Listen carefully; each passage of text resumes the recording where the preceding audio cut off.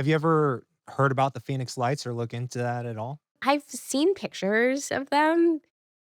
They look a little bit like Starlink formations from what I've seen, but let's get into it. Tell me about them. The reason why I ask is because even the disinformation and the gatekeepers is when I started asking questions about the Phoenix Lights, it started with me interviewing a couple witnesses because, like yourself, I had really only seen a couple of videos, pictures online.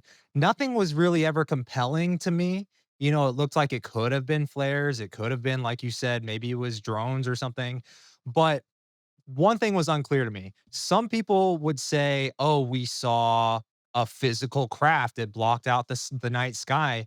And then other people would say, "Oh, it's just lights in the sky." And that to me seems like really a lot less compelling than an actual craft. But then I started talking to the witnesses, and it became clear to me that there were at least two separate events, and most people think it was just one.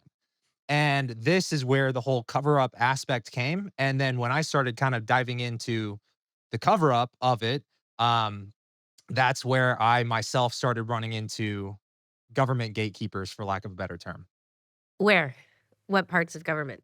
The two events, one was the majority of the sightings where you hear about thousands of people seeing something happened at about 8:30 p.m. So early on in the evening, and they were all outside looking for the Hale-Bopp comet, which was apparently passing overhead in 1997.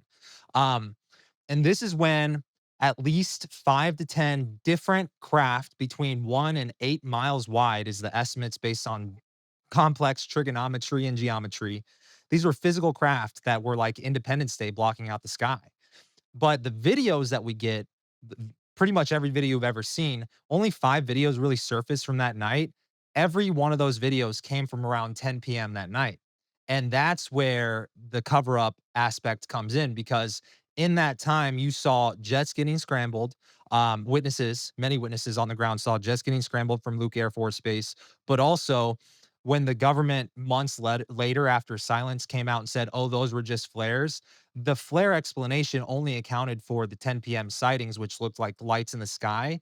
And now that has caused a lot of people to believe that that was where, potentially A-10 warthogs were launched or were launched to drop flares as a little bit of plausible deniability for the earlier sightings that night.